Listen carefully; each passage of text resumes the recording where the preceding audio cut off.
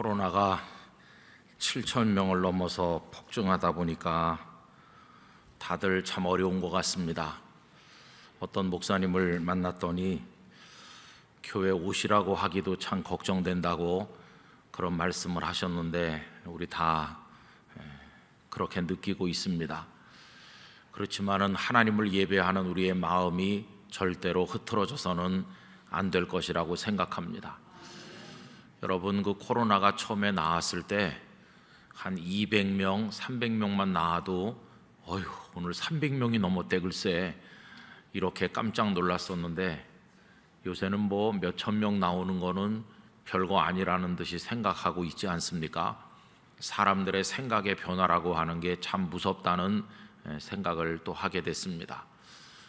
근데 처음에는 방역 당국에서 예배당에 모이지 못하도록 해서 그것이 우리에게 큰 불만이 되고 걱정이 되고 화도 나고 그랬었습니다.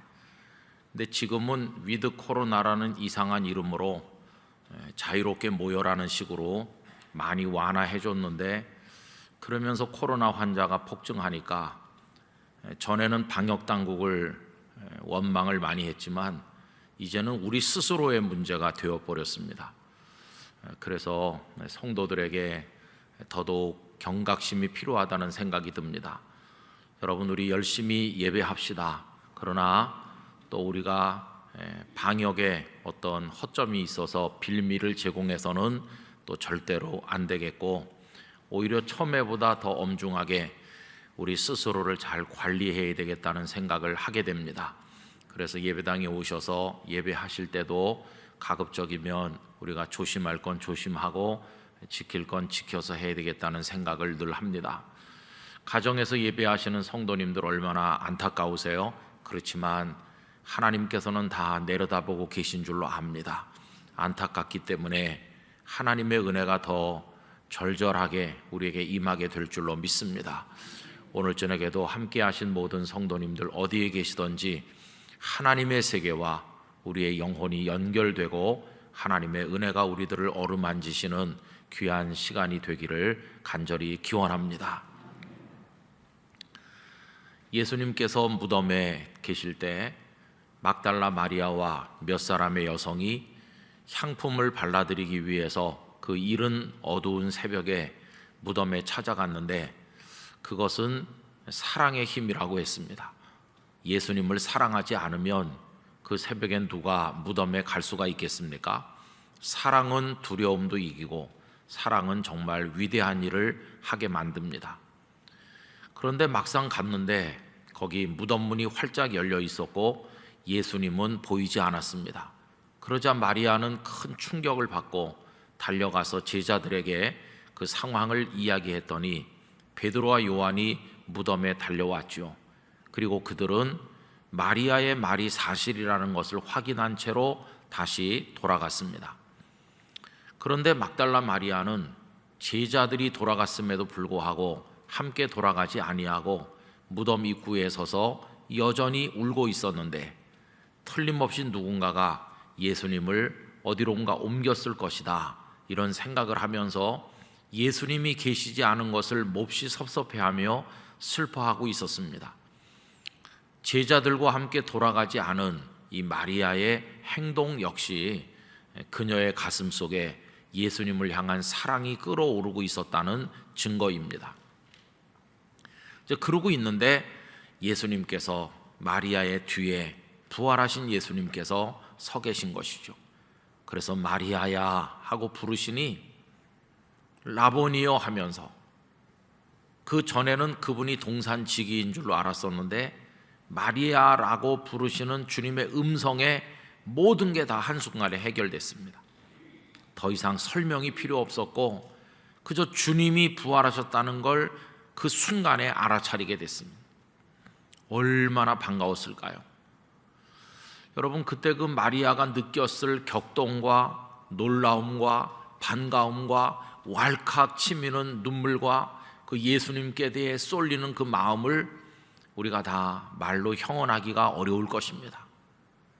그 마리아가 주체치 못하는 어떤 뭐라고 표현할까요? 그런 마음을 가지고 예수님께 확 붙드는 거죠. 그런데 예수님께서 그녀를 제지하시지 않습니까? 17절 말씀에 보시면 예수께서 이르시되 나를 붙들지 말라. 여러분, 이 말씀은 무슨 뜻일까요? 마리아가 예수님의 손이라도 잡고 예수님의 옷자락이라도 잡으려고 하니까 잡지 말라, 그런 뜻일까요? 너는 더러운 손을 가진 여인이고 나는 부활한 거룩한 몸이니 접촉하면 안 된다, 그런 뜻일까요? 그렇지 않습니다. 우리들의 손이 더럽기 때문에 부활하신 예수님께서 손대지 말라 이렇게 말씀하신 게 아닙니다. 왜 그러냐 하면 우리가 다음에 보겠지만 예수님께서 제자들에게 나타나셨을 때 그 자리에 없었던 제자가 있었죠. 그 사람이 누굽니까? 도마죠. 도마가 나중에 돌아와서 예수님께서 부활하셨고 여기 왔다 가셨다고 나머지 제자들이 다 말해 주었지만 도마는 자기 눈으로 보지 않았고 자기 손으로 만져보지 않았기 때문에 예수님의 부활을 믿지 않았습니다. 그런데 여드레 후에 도마도 같이 있을 때 예수님께서 나타나셔서 도마에게 뭐라고 하십니까? 네 손을 내밀어 만져보라고. 그리고 믿음 없는 자가 되지 말고 믿는 자가 되라 하시지 않습니까? 그때 도마에게 손을 내밀어서 만져보라고 하시는 거예요. 그거 보면은 여기 지금 마리아가 예수님을 이렇게 확 손으로 잡으려고 할 때 너는 더러우니까 부활한 나의 몸에 손대지 말라는 그런 뜻이 아니라는 것을 알 수 있어요. 그런 뜻이라면 도마에게도 손 내밀어서 만져보란 말씀을 하시지 않겠죠. 그렇죠? 그런데 예수님은 만져보고 믿으라고 하셨어요. 그래서 여기 나를 붙들지 말라고 하는 이 17절의 말씀은 더러우니까 손대지 말라는 그런 뜻으로 이해하면 안 된다는 것입니다. 그러면 이걸 어떻게 이해해야 되는가? 그 이해하는 열쇠가 그 다음에 나오는 귀절이죠. 17절 예수께서 이르시되 나를 붙들지 말라. 그 다음에 뭐라고 하십니까? 내가 아직 아버지께로 올라가지 아니하였노라. 여러분, 내가 아직 아버지께로 올라가지 않았다 하는 이 말씀을 뒤집어 표현하면 무슨 뜻일까요? 나 지금 아버지께로 가야 된다, 그런 뜻이죠. 나는 지금 아버지께로 올라가야만 된다. 조금 더 설명을 붙이자면 마리아야, 너무너무 사랑스러운 내 마리아야, 내가 이렇게 무덤가에 와서 나를 생각하면서 나를 사랑하는구나. 내가 너의 마음 다 알지. 그런데 이렇게 반갑다고 여기서 이루고 있을 시간이 없단다. 왜냐하면 가야 될 길이 남아 있으니까. 여기 이렇게 있을 게 아니라 나도 가야 되고 너도 가야 된단다, 그 얘기를 하시는 거죠. 그러면서 예수님은 아버지께로 올라가셔야만 된다는 것이에요. 여러분, 예수님께서 십자가를 지신 이유가 뭡니까?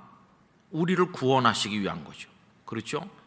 그러면 예수님 부활하시는 건 또 뭡니까? 그 구원을 생명으로 완성하시는 거죠. 죽음을 이기고 부활하셔서, 그럼 부활하신 것으로 우리를 위한 구원의 사역이 끝난 것입니까? 아닙니다. 예수님께서 부활하신 것으로 끝난 게 아니라 아직도 이어져야 될 일이 많이 남아 있어요. 어떤 일이 남아 있나요?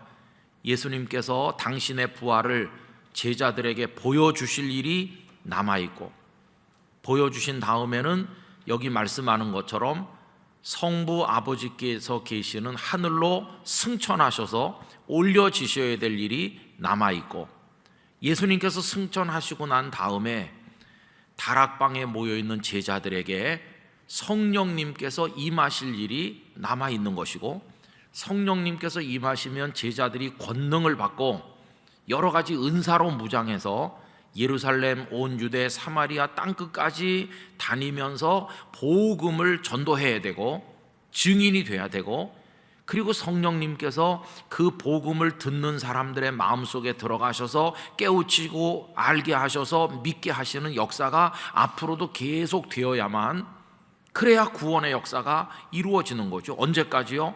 주님 다시 오실 그날까지요.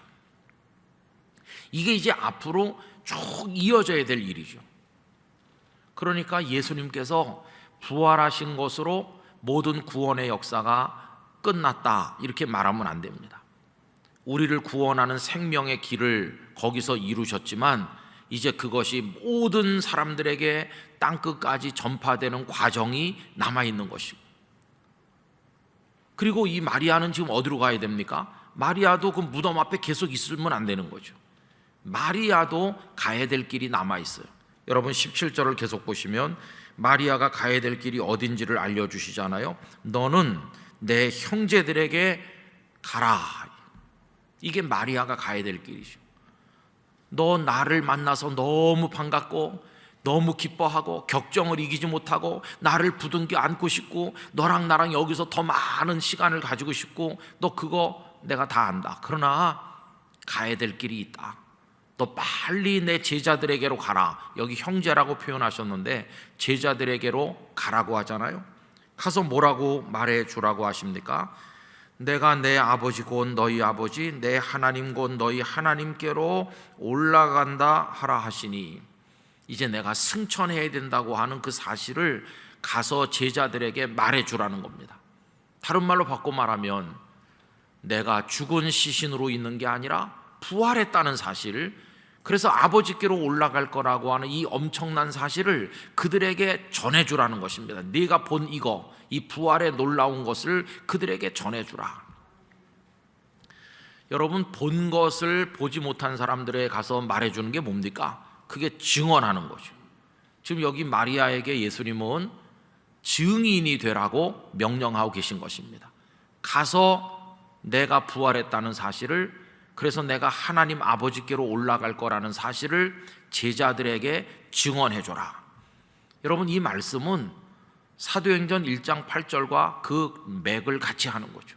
1장 8절에서 예수님께서는 제자들에게 땅끝까지 이르러 내 증인이 되리라고 하셨는데 결국 같은 겁니다. 여러분, 나중에 이 제자들도 부활하신 예수님을 눈으로 배웠잖아요. 주님이 부활하신 거 알았잖아요. 그러니까 제자들도 가서 증언을 하는 증인이 돼야 되고, 이 마리아도 그것을 증언하는 증인이 돼야 되는 거죠. 그래서 여러분, 예수님의 부활은 모든 이야기의 끝이 아닙니다. 예수님의 부활은 이야기의 끝이 아니라 거기서부터 진정한 이야기가 이제 시작이 되는 것입니다. 거기서 출발하는 거죠. 만약에 예수님께서 부활하지 않으시고 그냥 십자가에서 죽으신 것으로 끝났다면 어떻게 됐을까요? 마리아는 무덤가에서 계속 더 울었겠죠. 그러다가 예수님께서 어디로 가셨는지 모른 채로 누가 시신을 옮겨갔나 보다 그러고 그냥 돌아갔을지도 몰라요. 예수님께서 부활하지 않은 채로 무덤에 그냥 계셨다면 군인들한테 부탁해서 돌문을 좀 열어주세요 이렇게 해가지고 예수님께 향품이나 발라드리고는 그리고는 떠났겠죠. 세월이 많이 지나는 동안에 마리아가 늙었을 것이고 만나는 사람들에게 가끔 예수님을 말했을지도 몰라요. 당신들 혹시 나사렛 예수라는 분을 기억하세요? 그럼 어떤 사람은 나도 들어본 적이 있는 것 같다고, 그런 사람도 있을 것이고, 어떤 사람은 나도 그분을 만난 적이 있다고 말하는 사람도 있겠죠. 그럼 마리아가 반가움에 눈물을 흘리면서 저는 7 귀신이 들렸던 사람인데 그분을 통해서 고침받은 여인이라고, 그게 벌써 몇십 년 됐네요. 그러면서 늙은 마리아가 눈물 찍어내면서 예수님 얘기를 좀 하겠죠. 그러나 끄트머리는 뭘까요? 그런데 그분이 그렇게 돌아가시고 말았어요. 내가 새벽에 갔는데 그래서 향품을 발라드렸는데 뭐 이렇게 얘기를 하던가, 아니면 무덤 문이 열렸는데 영영 못 찾고 말았어요. 뭐 그렇게 끝나던가. 여러분, 예수님께서 부활하시지 않았더라면 그걸로 끝이죠. 모든 이야기는 죽음에서 종결되는 거죠. 죽음 그 다음에는 아무 이야기가 없습니다.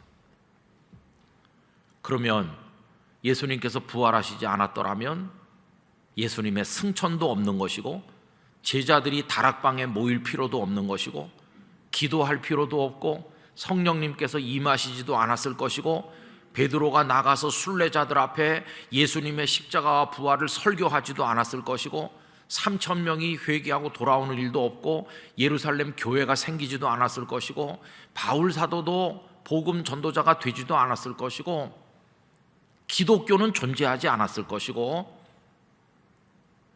그리고 그 많은 사람들이 예수님 앞에 무릎 꿇고 회개하고 인생을 새롭게 주님 앞에 들여서 신학생이 되고 목사가 되고 선교사가 되고 또 봉사하고 주머니를 털어서 헌신하고 하나님의 교회를 위해서 봉사하는 이런 모든 일들, 우리가 지금 하고 있는 이 많은 일들, 이 수요일 저녁마다 이 자리에 모여서 예배하는 이런 일들, 지금 지구촌 구석구석에서 하나님 앞에 엎드려 기도하면서 한 영혼이라도 건지기 위해서 다양하게 어떤 사람 학교에서, 어떤 사람 군부대에서, 어떤 사람 문서 선교를 하면서, 어떤 사람은 축호 전도를 하고, 어떤 사람 병원에서, 어떤 사람 강단에서 외치고, 이렇게 전 세계 지구촌에서 하고 있는 이 아름다운 역사들이 하나도 존재하지 않았겠죠. 그냥 그렇게 끝나고 말았겠죠. 그런데 여러분, 죽음은 모든 이야기를 끝내지만 부활은 모든 이야기의 시작점이 되었어요. 예수님께서 부활하셨기 때문에 그 모든 이야기들이 시작됐고 진행 중에 있고 지금 우리 속에서도 역사하고 있는 것이죠. 주님의 부활이라고 하는 것은 정말 대단한 의미를 가진 사건이라는 것을 우리가 알 수 있습니다. 여러분, 그 세베대의 두 아들 야고보와 요한, 여기 요한복음을 기록한 요한이 바로 그 요한이고 그 형님이 야고보 아닙니까? 예수님께서 죽으신 것으로 끝났다면 어떤 얘기를 했을까요? 그들은 다 슬퍼하다가 얼마간 다락방에 숨어 있다가 뿔뿔이 다 흩어지고 갈릴리에 와서 다시 어부가 됐겠죠. 그러면 아들 둘을 앞세우고 예수님 앞에 가서 당신께서 예루살렘에 가시거든 우리 아들 하나를 오른쪽에 하나를 왼쪽에 앉게 해달라고 말했던 이 두 제자의 어머니가 더 많이 늙어가지고 아들들하고 앉아서 무슨 얘기 할까요? 아유, 나는 그분이 뭐 좀 하실 줄 알았어. 그런데 그렇게 맥없이 돌아가실 줄 몰랐어. 너희들도 그 3년 동안 죽자 하고 따라다녔는데 아유, 글쎄 헛수고였어. 그분이 그렇게 가실 줄 누가 알았겠냐. 그러면서 이제는 같이 늙어가는 두 아들과 함께 넋두리를 하면서 그렇게 그들의 인생이 저물었을 거예요. 그러나 예수님께서 부활하셨기 때문에 그 다음 이야기가 전혀 다른 것이죠.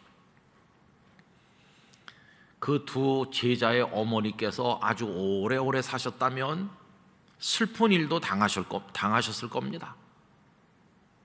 사도행전 12장에 보면 12제자 중에서 최초의 순교자가 바로 그 야고보죠. 오른쪽 왼쪽에 앉기를 원했던 두 아들인데 그 중에 아들 야고보가 헤롯 아그리파 1세에 의해서 참수당하여 순교한 이야기가 사도행전 12장에 나오죠. 야고보가 순교하실 때 그 어머니께서 생존해 계셨다면 아들의 죽음을 생각하면서 인간적으로 너무나도 비통했을 것입니다. 그러나 그 아들 요한이 어머니를 위로했겠죠. 어머니, 죽음으로 끝나지 않아요. 죽음이 끝이 아니에요. 예수님 부활하신 거 어머니도 보셨잖아요. 감람산에서 우리 주님이 승천하시는 생생한 모습을 보셨잖아요. 형님은 죽어서 끝나는 게 아니라 영원한 생명의 나라에 가신 거예요, 어머니. 그러면서 요한이 죽음 이후의 이야기를 어머니에게 하면서 그 가족들이 슬픔 속에서도 하나님을 찬송하지 않았었겠어요? 마치 오늘 우리가 사랑하는 가족을 떠나보내면서도 하나님 앞에 믿음으로 살다 가게 해주신 것에 대한 감사의 기도를 드리는 것과 같은 게 아니겠어요? 어떻게 그런 일이 가능하겠습니까? 예수님께서 부활하셨기 때문이죠. 부활이 없으면 그런 얘기가 아무것도 없는 것입니다. 저는 주일날 이 자리에 나와서 예배 중간에 이렇게 앉아 있을 때 자주 하는 생각이 있어요. 그게 뭐냐 하면은 저희 부모님 생각이 자주 나요. 우리 아버님은 여기 다녔던 분 아니십니까? 만약에 아버님이 지금까지 살아계셔서 제가 영락교회에서 섬기는 걸 눈으로 보셨다면 얼마나 하나님 앞에 감사하셨을까? 그런 생각을 종종 해요. 만약에 아버님이 여기 앉아 계시고 제가 여기 섬기고 있으면 어떤 예배를 우린 하나님 앞에 드릴까? 그런 생각을 해봐요. 그러나 벌써 다 하늘나라에 가셨으니까 이 땅에서는 그런 게 이루어지지 않잖아요. 그렇지만은 저는 저 뒤에 앉아 있으면서 이런 생각을 해요. 나는 여기서 예배하고 아버님께서는 지금 하늘에서 예배한다. 우리가 하늘과 땅으로 나눠져 있지만 천국의 모든 백성들이 우리와 함께 만군의 하나님 여호와를 찬송하고 있다.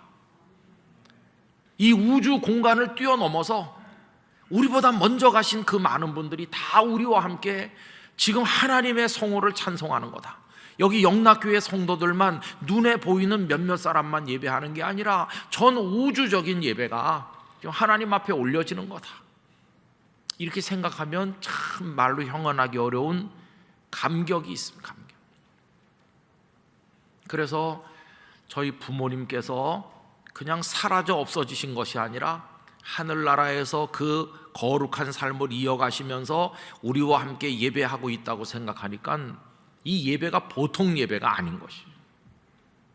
여러분, 그게 어떻게 가능한 얘기입니까? 예수님께서 부활하셨기 때문에 가능한 것입니다.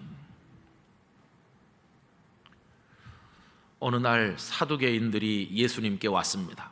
여러분, 이 사두개인들은 부활이 없다고 하는 사람들이죠. 천사도 없고 죽은 이후에 가는 영원한 세계 같은 건 없다고 생각하는 지극히 현실주의자들이 사두개인들입니다. 내세가 있다고 믿어야 오늘 여기서 정직하고 믿음으로 바르게 살아서 그곳에 간다 이렇게 생각할 텐데 그걸 안 믿으니까 이 사두개인들은 살아있는 동안 이 땅에서 부귀영화 누리는 게 최고라고 생각하죠. 그러니까 이 땅에서의 삶의 모든 걸 쏟아붓는 거죠. 뭐 영원한 세계를 위해서 절제하고 하나님 앞에 기도하고 그런 게 없어요. 그냥 지극히 현실에 몰입되어 있는 사람들이 사두개인들입니다. 이 사람들이 예수님을 비방할 목적으로 와서 황당무계한 얘기를 했잖아요. 어떤 남자가 어떤 여자와 결혼해서 살다가 죽었습니다. 근데 후손을 남기지 못했기 때문에 그 시동생이 또 그 형수와 결혼했고 또 죽었기 때문에 그 밑에 시동생이 또 형수와 결혼해서 7 형제가 다 그렇게 죽었습니다. 그리고 그 여자도 죽었습니다. 그러면 당신 예수 선생께서 가르치는 것처럼 만약에 죽은 자의 부활이 있다고 그러면 그 여자는 도대체 누구의 아내가 되는 게 맞습니까? 이런 말도 안 되는 질문을 했잖아요. 그때 여러분, 예수님의 대답 중에 기가 막힌 대답이 있습니다. 너희는 하나님께서 아브라함의 하나님이요 이삭의 하나님이요 야곱의 하나님이라고 하신 말씀을 들어본 적이 없느냐? 이렇게 하시면서 하나님은 죽은 자의 하나님이 아니라 산 자의 하나님이시다 이렇게 말씀하시죠. 이게 무슨 뜻일까요? 여러분, 아브라함은 예수님과 그 사두개인들이 대화를 나누는 시점을 기준으로 보면 약 2000년 전에 살다가 돌아가신 분이죠. 이삭도 야곱도 다 돌아가셨죠. 까만 옛날에 다 돌아가셨죠. 그러니까 안 계신 분이죠. 다 돌아가셨으니까. 그런데 하나님께서는 그 이후에 모세에게나 이스라엘 백성들에게 말씀하실 때 나는 아브라함과 이삭과 야곱의 하나님이라 이렇게 하시잖아요. 그러면서 하나님은 산자의 하나님이시라고. 그 무슨 뜻입니까? 그럼 아브라함의 하나님 이렇게 할 때 아브라함이 죽은 자라는 말입니까? 산 자라는 말입니까? 아브라함이 지금 살아있다는 겁니다. 너희들 생각에는 아브라함이 오래전에 죽은 자인 것처럼 생각하지만 아브라함도 살아있고 이삭도 살아있고 야곱도 살아있기 때문에 산자의 하나님이신 그분께서 나는 아브라함, 이삭, 야곱의 하나님이라고 말씀하시는 것이다. 여러분, 아브라함과 이삭과 야곱이 어디 있습니까?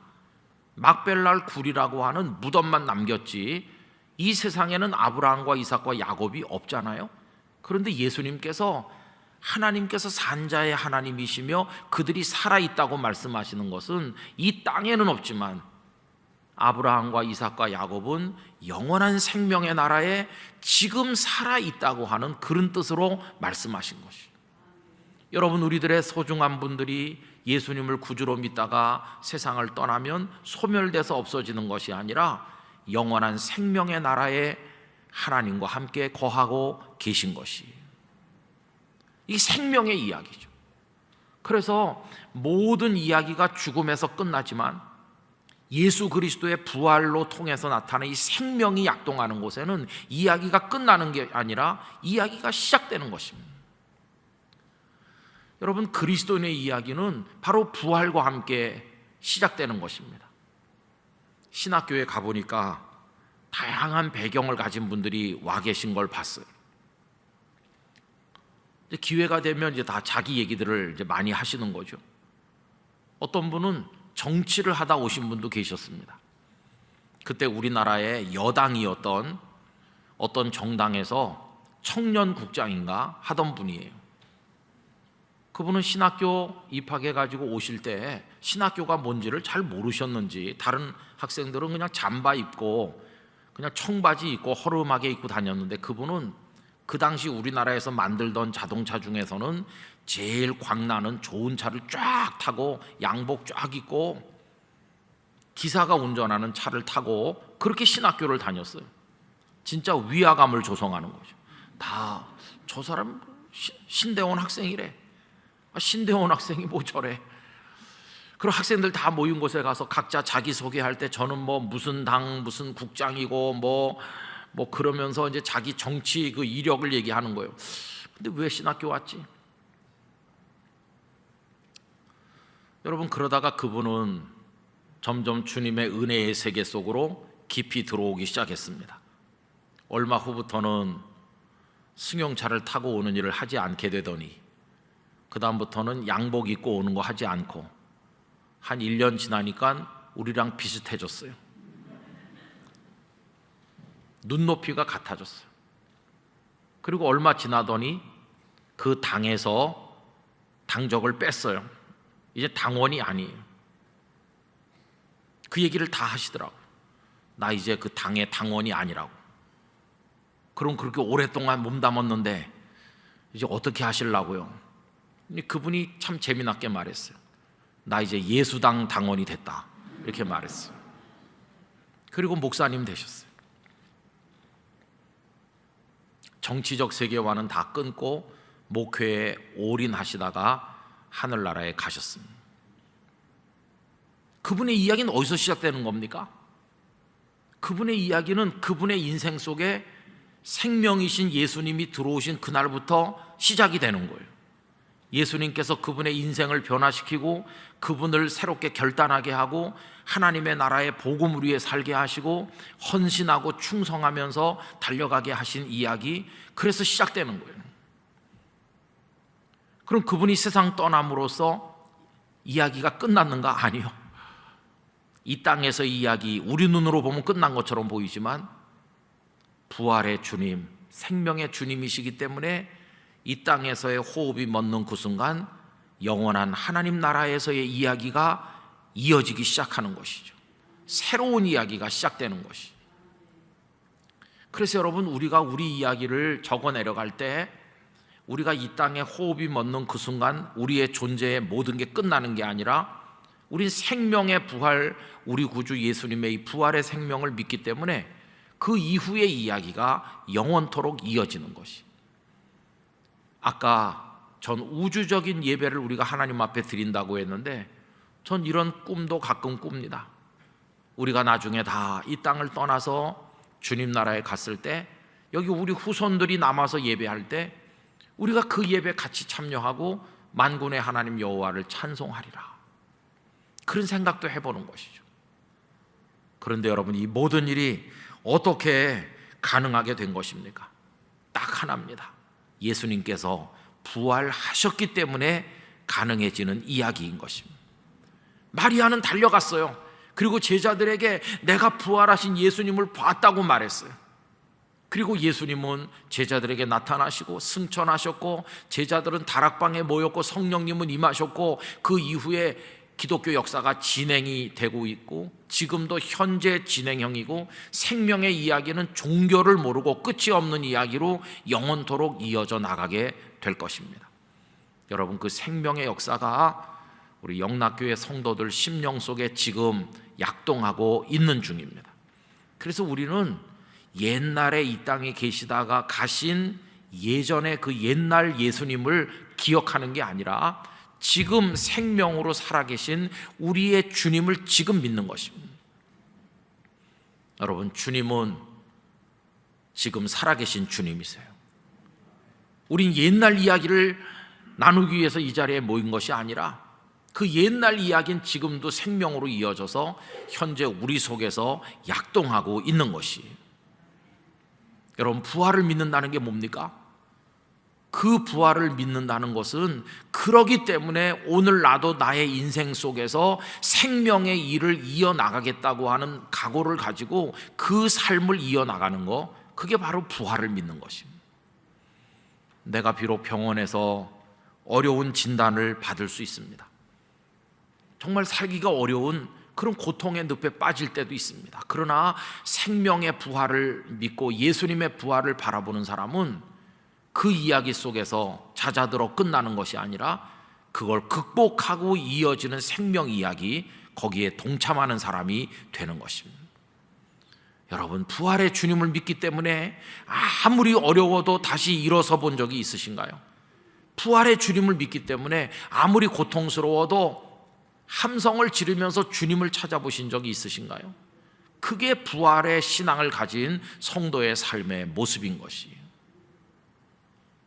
부활의 예수님을 우리가 모른다면 그냥 절망할 것입니다. 그리고 내 이야기는 이렇게 끝나는 거다라고 생각하겠죠. 그러나 우리가 세상의 사람들과 결정적으로 다른 게 뭔가? 부활의 주님을 아는 것입니다. 그 주님이 살아계심을 믿는 것입니다. 마리아가 달려가는 것처럼 우리도 달려가야 될 길이 남아있는 것입니다. 사명의 길이 남아있어요. 증인의 길이 남아있어요. 우리도 달려가서 또 말해줘야 되는 거죠. 여기 지금 마리아가 제자들에게만 말하는 것으로 끝났겠습니까? 아니요. 만약에 예수님께서 돌아가신 것으로 끝났다면 아까 말씀드린 것처럼 늙은 마리아가 당신들 예수님이란 분을 혹시 아세요? 그러면서 옛날 얘기하듯 하다가 말았겠지만, 예수님이 부활하셨기 때문에 마리아는 만나는 모든 사람들에게 그분이 부활하셔서 살아계시다고 생생하게 평생을 증언하지 않았겠어요? 여러분, 바로 그 삶이 우리가 살아가야 될 삶인 것을 보여주는 것입니다. 그분들이 증인의 길을 걸어갔는데 그게 그들이 가야 될 남아있는 길이었고, 우리에게도 가야 될 길이 남아있는 것이죠. 살아남아있는 우리의 삶 속에서 우리가 걸어야 될 길이 바로 그 길인 것입니다.